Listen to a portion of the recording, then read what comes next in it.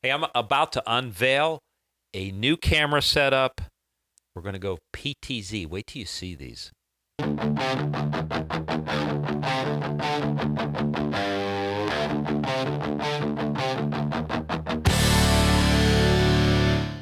Take one. Okay, I got one. All right. We're going to do a little bit of an unboxing here. So what am I looking at? All right. So, we talked about the new switcher. I'm upgrading the other podcast room for our tech reviews and for a lot of my other reviews because of 8 ISO cameras. Yep. But it also takes, one of the more unique things is it can take USB cameras like webcams. Well, webcams and it can do, when I was talking about that NDI, so network control. So I was like, I sat there, I always wanted to do this, but the prices were always too much. And remember on that switcher, we've got HD SDI and HDMI, Yes. right? So I was like, screw it. I finally broke down and bought a couple PTZ cameras because the technology, the price points have come down so much, and the features, having all the features that I found here.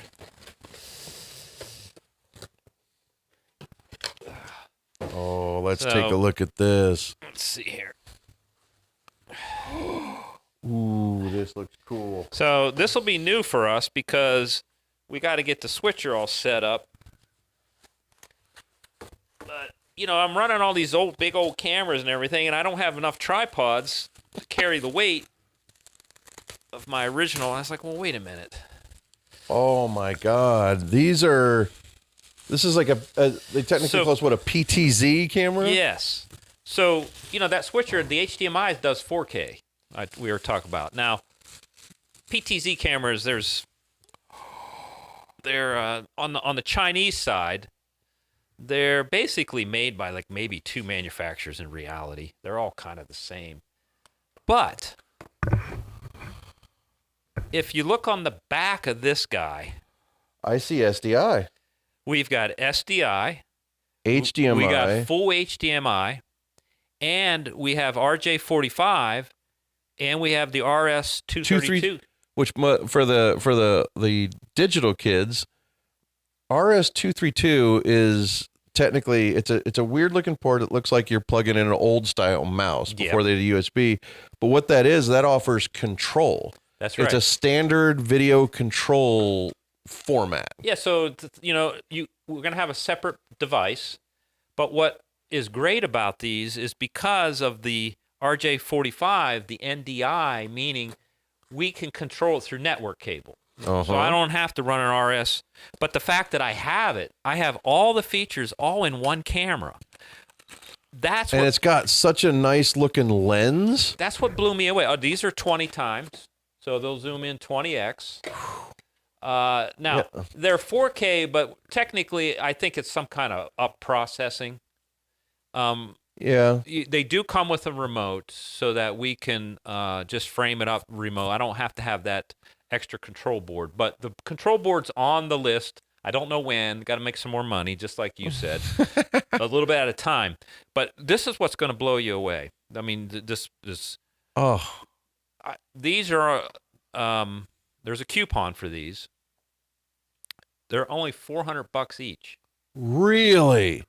Yes. Because the lens on this is amazing. It's a. Well, how are you going to get HD SDI for $400? That plus it's a f 4.95, or it says f 1.7 to f 3.7, so it's fairly fast. In the depending on in where the you're zoom, at on the zoom, and it's a 4.95 mil to 99 mil. That's a pretty long range. I mean it's crazy range. That's crazy range because here's the thing that always blows my mind about these. Generally get used for like webcam, especially like these are the kind you see at corporate meetings to get a whole like a conference room of people on a Zoom in one shot.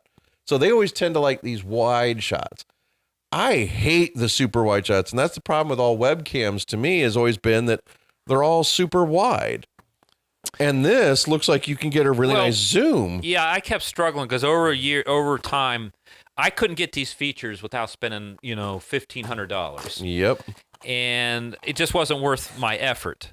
So now I'm up there struggling with, okay, I got the big cameras, take up a lot of space, got to have big tripods. And I was like, well, what do I do? And because we might have a few podcast jobs coming up anyway, I was like, I'm just going to go for it. I couldn't pass it up. Not at this price. And since I already got that switcher, the switcher kind of is what started the whole thing after having all the different features in it. And then to be able to set these up and be our close-up cameras, whatever. I mean, not that for what we're doing, I don't need to be zooming in and out and that, but it's still... But also the ability on the fly to just also adjust the framing. That's true. Remotely. Well, especially if we get the control board. It's just a little turn, a little tweak. Yeah, a little joystick. Zoom in real quick. And then cut to that camera, right? Yep. Yes. So you want to, two of these right now, they'll probably end up being more. And maybe over time, if they work out, I'll probably end up replacing a lot of shit with these types of cameras. Just because if I can network them through an RJ45, I mean, I know that these event guys have been doing this stuff for years in churches and this and that, but it's new for me because, I'm a cinema guy. But you start to realize in situations like what we're doing here and in small rooms, or it's just much more convenient. Yeah. And now that it's affordable. Again, these are Chinese. These are Tongvio. They make probably the best budget PTZ cameras out there from what I could tell from my research. I'll know, I got plenty of light up there. Yeah. We're gonna have plenty of light to work with. So, but you said, they're fairly fast. They got good weight to them, and the lens looks pretty decent. We'll see how the color comes out on them. Yeah, but, I want to see how well they match and what we have to do with that. Yeah. But these look like a quality though. Like a lot of the when you get these kind of Chinese no-name companies, they're not teeny. It's not small and it has heft, and it feels like this thing's gonna. Yeah. Like it's made of a little more like metal than hard plastic. Yeah, a little more. Yeah, even though it's a budget PTZ, it's got a lot of pro qualities to it. Let's put it that way. How they did it, how is it possible? Because, if you go get an adapter, let's say you're going to go HDSDI to HDMI. I don't know. You got some kind of Blackmagic adapter. I've got a bunch. That's $100, right? $69. Okay, there's 70. Still. Right. If you jump up to get NDI on one of these PTZs, there's no way you can get SDI with it. They don't, they're not out there. They're out there, but they're well over $1,000, $1,500. Well, the fact that you have the option, you can choose HDMI or SDI. And from what I read, they're all hot at the same time. It's not like, hey, either or. Yeah, either or. So if you wanted to also send that signal to something else, you can. If we wanted to monitor one camera, that's it. We can send it out HDMI, go SDI into the switcher, or vice versa. Exactly. Thank you very much. So there's versatility to having all those connections, and then the network for both control and possibly video. And then what I saw, I would have never thought of this in my whole life, okay? It also has mounting points on the bottom. Right. I saw, this would be a Chinese person that would do this, because a baby stand, a light stand, a lot of Chinese have threads on them. Mm-hmm. And I never knew what the hell, why would you do that? Well, I saw they just literally took a light stand, screwed it into the bottom of that thread, because this, pivots, pans, tilts, whatever, as a motor, it doesn't matter what it sits on. Yep. It does, as long as it's nice and sturdy and flat. And level. Yeah. As long as it's level, it'll be fine. Gee whiz. So now you could basically use a light stand for your tripod. So that puts me at, $29. The only thing I'm questioning now on its control is if you have the ability to do object tracking. I don't know if these have tracking or AI tracking or not. I think they do. I think with the remote, I believe there's 12 presets for what those are, but I think one of them is tracking. So if you were allowed to be like a person walking around back and forth, or even just a little bit. Track okay, one's a tight on a product that we're holding. Yeah, it'd be worth a shot.